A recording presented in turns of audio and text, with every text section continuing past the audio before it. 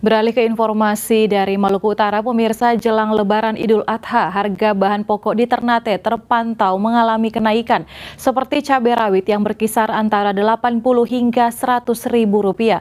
Pedagang mengaku hal ini dipengaruhi oleh stok yang masuk.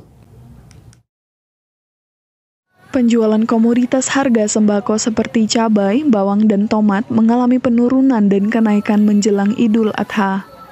Terpantau pada Senin siang di pasar tradisional Gamalama Ternate, Maluku Utara, harga cabai rawit mengalami fluktuatif berkisar Rp80.000 hingga Rp100.000 per kilogram.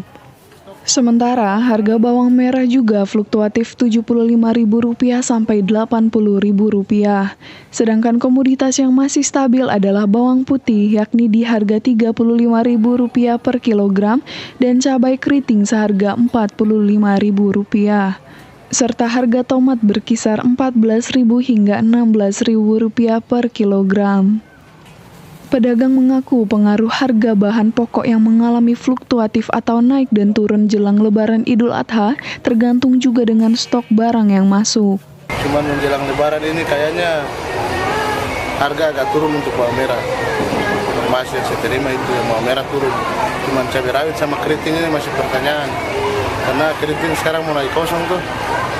Jadi kita belum bisa pastikan harga, mungkin 3 hari sebelum Lebaran baru bisa dipastikan itu dia naik atau turun. Nah, keriting masih harga stabil ini.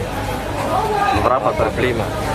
45. Nona 90. Kalau Richard ini keriting 45. Kalau bawang sama?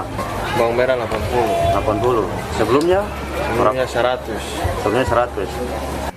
Sementara itu, stok bahan pokok tampak berkurang adalah cabai keriting, dominan sejumlah komoditas ini disuplai dari kota Manado. Opik Syarifuddin melaporkan untuk Kawanwa TV.